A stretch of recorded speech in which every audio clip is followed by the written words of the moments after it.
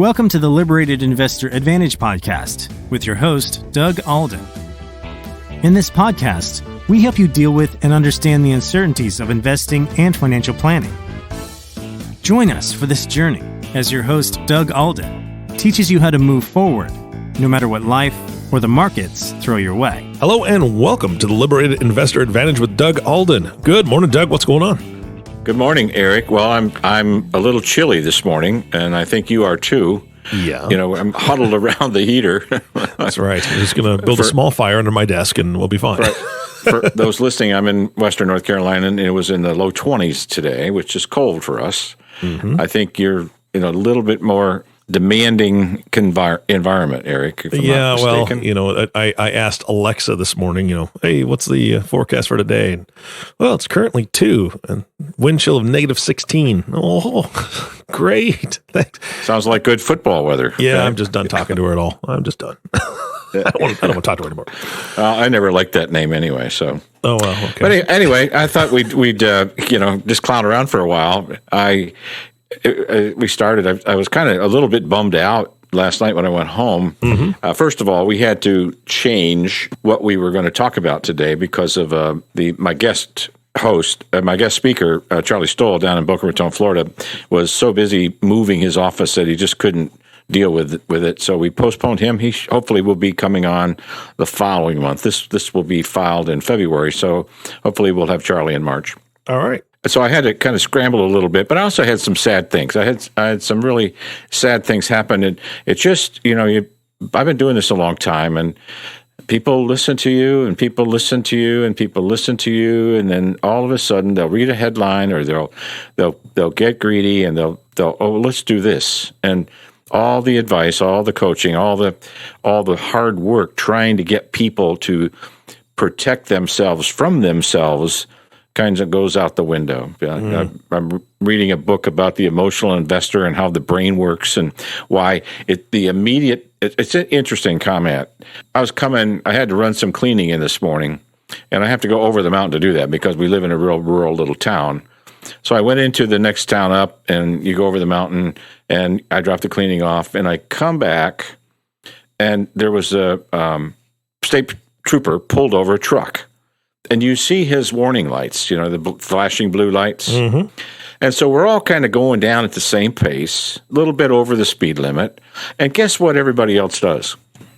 Slams on the brakes. Pretty much. Yeah, they slow down. Yeah. They slow down. This guy's writing a ticket, and he's expecting the truck.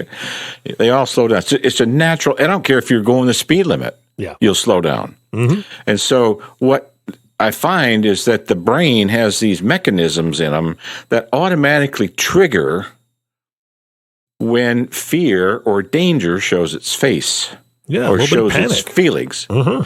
Panic.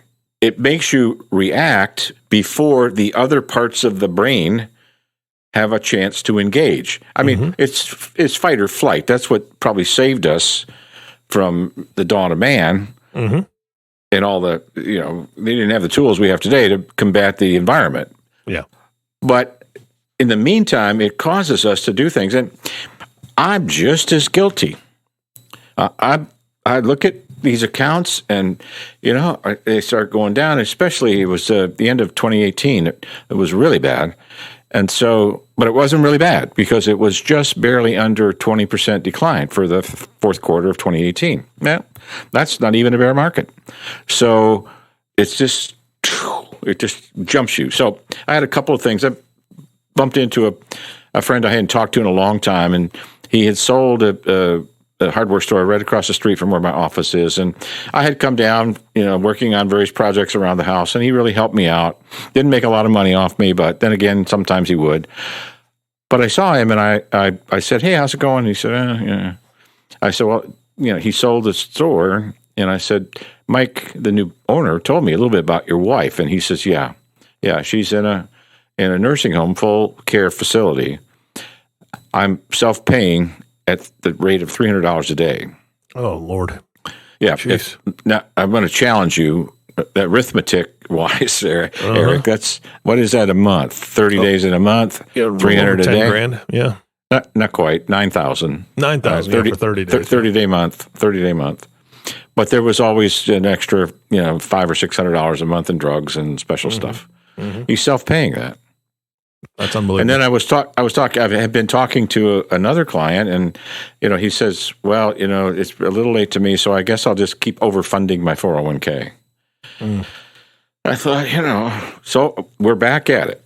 I'm going to keep going. I've got a terminal case of the dumb you-know-what, and I keep plugging and plugging and plugging until I can't plug anymore, and tell my message and stand on my soapbox and preach how the enhanced retirement perspective will help you to build, enjoy, protect, and pass on your wealth. And so that's where I want to go. Well, Doug, you and I were talking about how cold it is, right? How cold it is right now. Right. And I just actually watched a video probably within the last 4 or 5 days. A gentleman put an instructional video online about how to survive a fall in a frozen lake. Right? I thought, okay, interesting.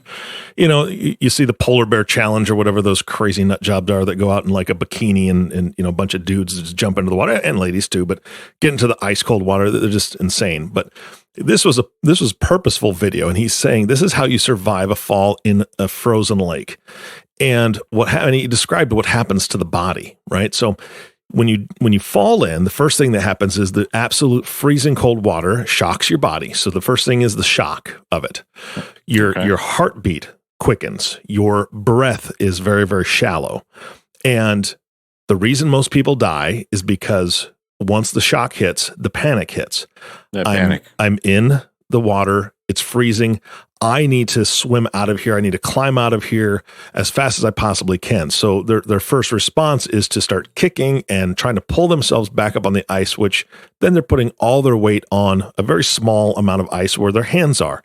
And it breaks, and it breaks, and over and over. Well, their body's exerting all this energy, Doug, and they're taking very shallow, rapid breaths because that's what the body has done in that shock state. Right? So now they're not able to power their body with the oxygen it needs to have the strength that it needs to save itself, and they drowned. That happens a lot.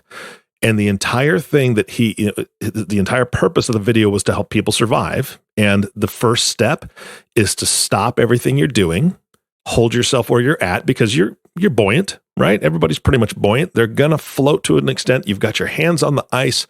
And once you stop, the second thing is to start breathing, deep breaths, because after about 30 seconds, your breathing will go back to normal.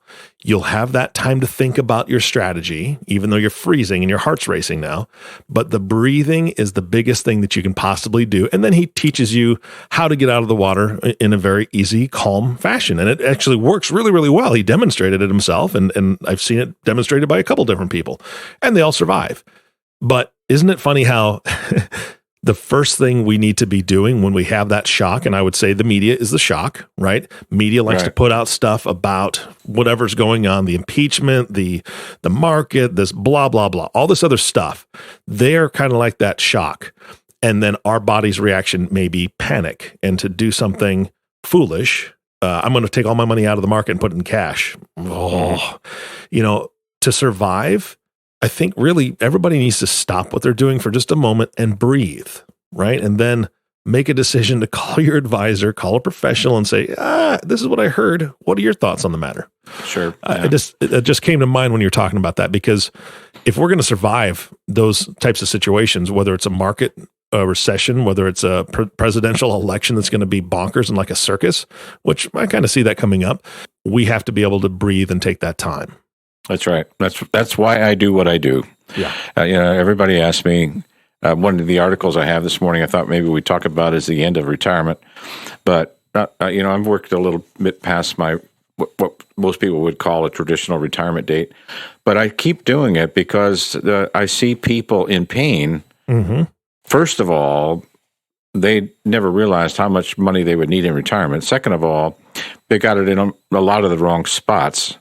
A lot of the clients I got it's just a little too late, so we're kind of playing, defense to try to get them into a position where it's a little bit more enjoyable retirement. Mm-hmm. And then I do that because I feel for these people. I feel for the incredible, incredible bad press that permeates, that I call investment pornography, and how it really comes to affect them. But one of the big things that happened in the last few weeks was the secure bill, which Congress passed the end of last year. Something tells me when Congress says it's a secure bill, I worry, because I have preached to the high heavens that I do not believe one word the government says about our money. Not one. I don't believe in the national debt. I think it's many times more than that. Our commitments to Social Security and Medicare dwarf what is the published national debt of $22 or $23 trillion now. Yeah. I don't believe in what they say about, well, we're trying to help you we changed some of the contribution limits so you could put more money into your retirement plans. Okay, fine. That's all right. I'm not against retirement plans per se.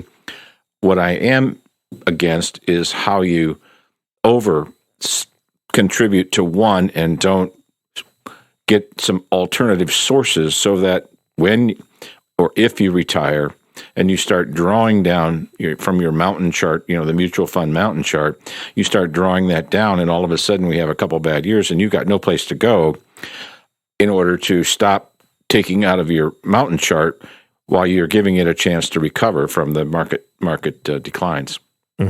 And so I thought it was important. There's some key areas that I think maybe they might hack. One of them was called what they call a backdoor IRA, backdoor Roth IRA. Sometimes you can put after-tax dollars into an IRA and then convert it to a Roth. Little or no tax will be due on the transfer if they don't have other traditional IRAs. So that may close that. And they might start requiring an annual payout from your Roth. When Roth was written, this is several years ago. It's been around for a long time. I don't encourage my clients to do that because it's just another form of giving up control of your wealth and turning it over to the government. And that's, between you and the government, it's by law. Yeah. And so as we saw at the end of last year, that got lumped into the, whatever they call that bill at the end where they pass all the funding requirements for all the different departments. The bill's probably 2,000-3,000 pages long. Who in the heck's going to read all that? Exactly. And so that's what happened. They killed the stretch IRA for people who had been planning on it. And we went through that before. I had an article about that. We talked about that. One of the other things, this is for high income earners in a high tax bracket, maybe in the 33% tax bracket, Congress could limit, you can only deduct it up to 28%. So you get no more than a 28% deduction for contributions to IRAs and 401ks. Even if their marginal tax rate is 33%, that's the last dollar that comes in. That's the tax rate it gets taxed at. That's what's called the marginal rate. And then another thing they might do is cap the size of tax-favored retirement plans. Stop contributions to IRAs, 401ks, and similar plans once accounts reach a certain size. Yeah, and that's socialism. Well, and here's the thing: is that you brought it up. Do you trust the government to do what's in your best interest with your money? No, that's the question. That's the question that has to be asked. So I've got it already answered. I know it. Yeah. So let me ask the audience, right? Do you trust the government is going to do the right thing with your money? And if you answer yes or maybe, then I just want you to ponder one thing that was on the waste report this last year for 2019. I don't know, Doug, if you read the waste report or not, but the United States government took a lot of our tax money, and on the grand scheme of things, it's not in the trillions. I understand that, but our government spent $22 million of our tax money that we paid into them to help Serbian cheese makers do a better job of making cheese. That bothers me. That bothers me on many different levels, and it should bother everyone out there, especially since, and this sounds really weird to even say this, I didn't know there was a surplus of cheese in the United States, but we have a 1.4 billion pound surplus of cheese in the United States. Yeah. I don't know where they house it all, Doug, but I love cheese as much as the next guy. But if we have a surplus of cheese, why are we spending any money helping the Serbian cheesemakers do a better job of making. Anyway, some of that surplus may be stored in at Lambeau Field in Green Bay. So possibly, they're because they got room. They're not doing anything else right now, are they? They're not doing anything else right now. Well, sorry. The other article I have is it's kind of an interesting one. It's called the end of retirement. This is just a quote from an article. It was written by John Stoll, and he says about 6 years ago, I was spending my entire adult life trying to save enough money so I could retire. And so his financial advisor says, "What's the rush? You want to retire at 65. What's the rush?" And the article goes in to say people are we're changing. The whole idea of retirement is changing. I don't know if you know this or not, but when our FDR got past Social Security and he wanted to start the payments at 65, do you know what the life expectancy was for men at that time? No. 62. Oh, well, 62. All so, right. I mean, very few people were supposed to hit it. And now they've got you can take it at 62 and people are living to 90. I mean, one person in this article, one guy says the baby who will end up living 200 years is already alive. Mm-hmm. And so it's going to happen. So as that, and that all the more reason, and I really get on this. I believe in diversification, but not so much in asset allocation in your portfolio, although we do that. Mm-hmm. That's important. But diversification means other options, i.e., secure accounts, guaranteed accounts, real estate, rentals, things like that, where you can, remember, I think I shared last time how to get multiple earnings on $1. How do I do that? I use the example of my life insurance contract, how Gina and I have used that to buy certain properties, sold them, made money, put it back into the life insurance contract. Because that one I don't have to fill out a loan application to take money out of that one. Mm-hmm. Or I could have an annuity. I could put it in an annuity, or I could put it in cash or CDs or whatever. But I just have alternate choices. When you look, I tell everybody when we first start, most people, I said, you haven't filled out your questionnaire yet. I don't know where your assets are, but I'm going to tell you where 80 to 90% of them are. And they'll say, how can you do that? I said, it's just experience. Mm-hmm. And okay, where are they? And I circle a retirement drawer, and I circle a real estate drawer. And when we fill out the application, there's very little liquid money. There's very little accumulation in any kind of a guaranteed account, again, annuity or life insurance, something like that. And so we're just vulnerable. We're just so vulnerable that we don't realize where that money could go and how quickly it could go. Oh, it gets me.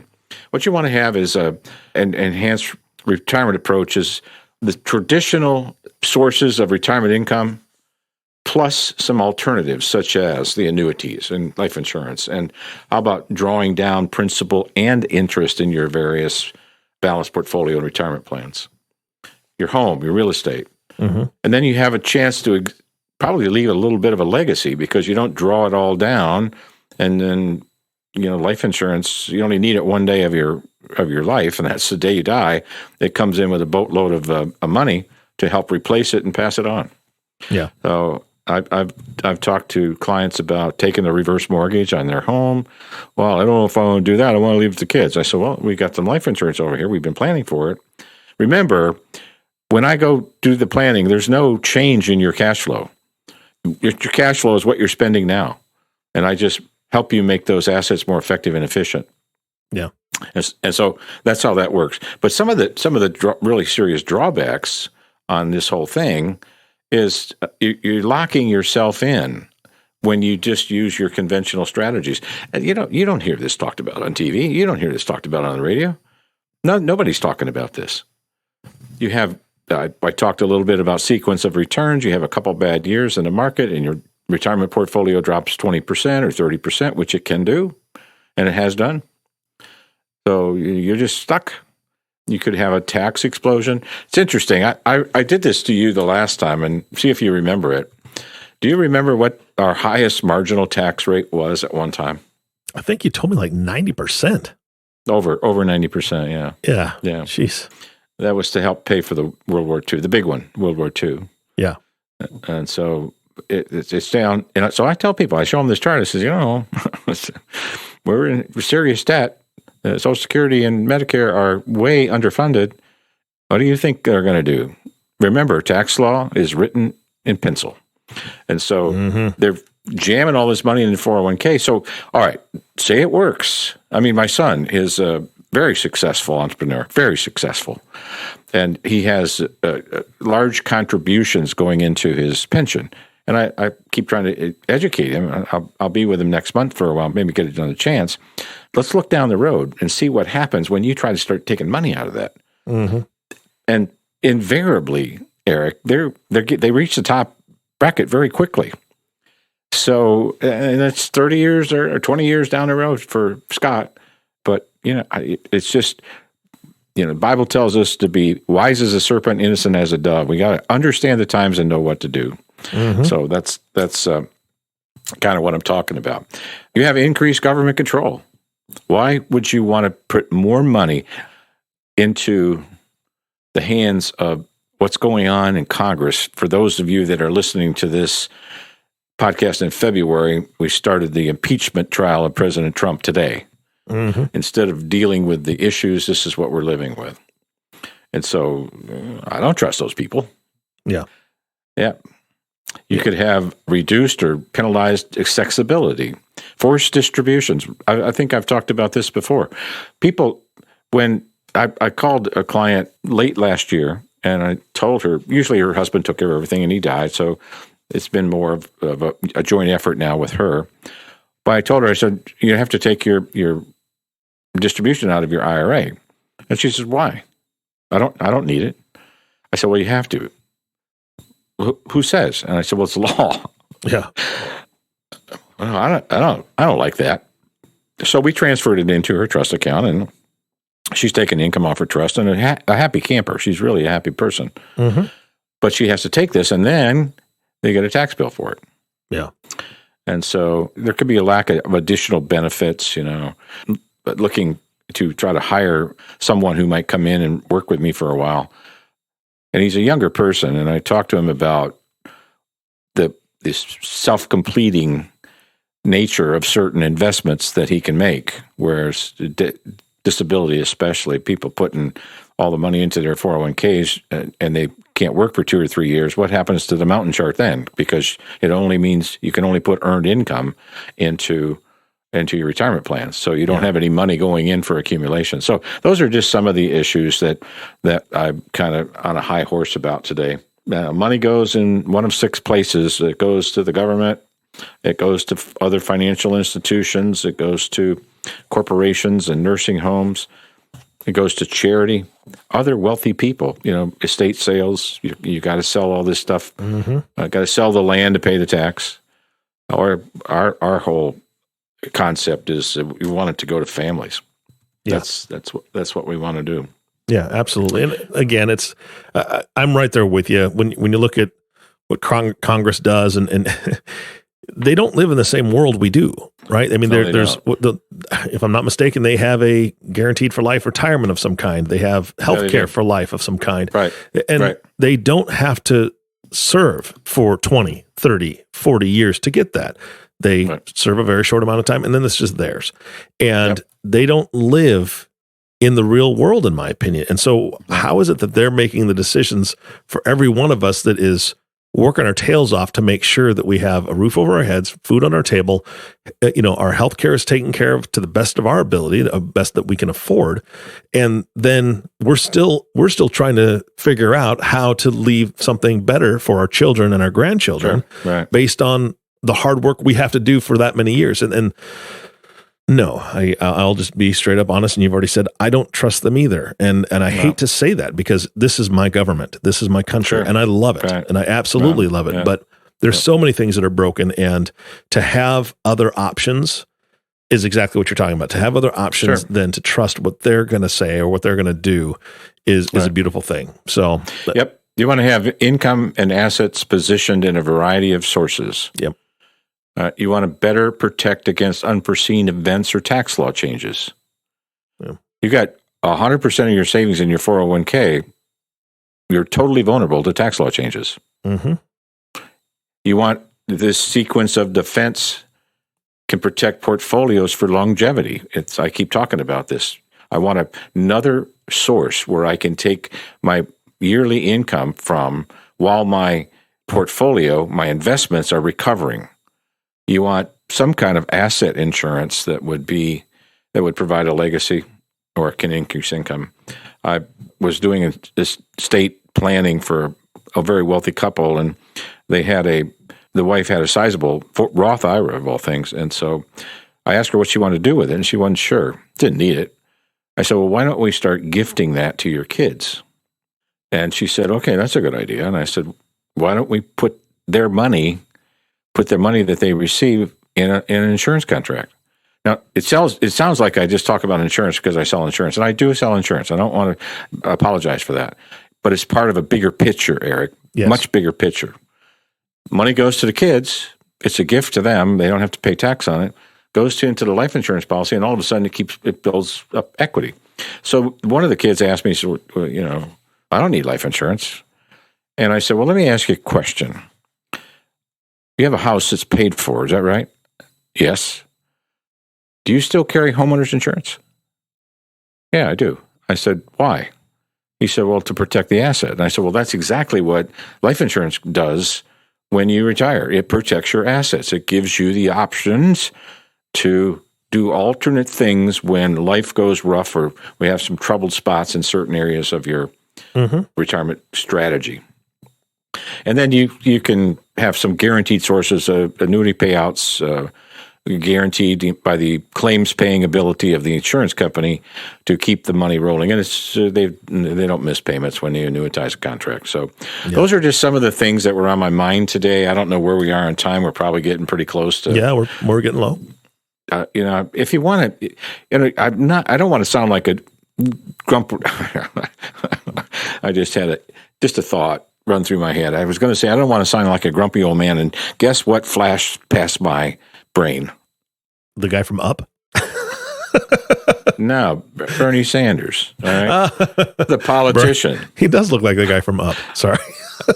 Well, I don't know who that is, but I'm not a grumpy old man. I'm excited because I keep helping so many people. But if you would like to get some information on this, you can call me. Yeah. 828-668-0665. Email Doug@theliberatedinvestor.com. And webpage, liberatedinvestor.com. All the podcasts are on there. We have some whiteboard videos that are very helpful on describing quickly and visually what we're trying to accomplish here. And so with that, I think I will close unless you've got anything you want to throw at me. It's been a quick 35 minutes or so. Yeah, no, I think my biggest thing is that the audience, as you're listening to Doug and you hear his passion, he wants people to have options. That's all there is to it. You need to have some options, and each individual is totally separate from the other person, right? I mean, everybody has their own, Everybody's own different, situations. Right? Yes. And so Doug will sit down with you and talk about what options are best for you based on your scenario. So please call him. Doug, I love these talks. I mean, it's we started off a little grumpy and we did complain a little bit here and there about, taxes, government decisions, so on and so forth. But I think that's where everybody's at right now. They're all kind of in the same boat going, wait, why am I going to give up so much control? So I know that you're helping your clients take back control, and I appreciate that about you. And I just want to thank you again for your time today. You bet. Okay, Eric. Until next time. I think we've already got it on the calendar, so I'm looking forward to that. I believe we do. I hope we have Charlie Stoll. He's a portfolio manager. That'd be great. He was supposed to be here today, but he had to move his office, and that can be overwhelming. Yeah, life happens for sure. Yeah, it sure does. It sure does. All right. Thank you so much again, Doug. And thank you all for listening to the Liberated Investor Advantage podcast with Doug Alden. If you have not subscribed to the podcast yet, please click the subscribe now button below. This way, when Doug comes out with a new podcast, it'll show up directly on your listening device. This makes it much easier to share these podcasts with your friends and family. Again, thanks for listening today. For everyone at the Liberated Investor Advantage, this is Eric Johnson reminding you to live your best day every day. And we'll see you next time.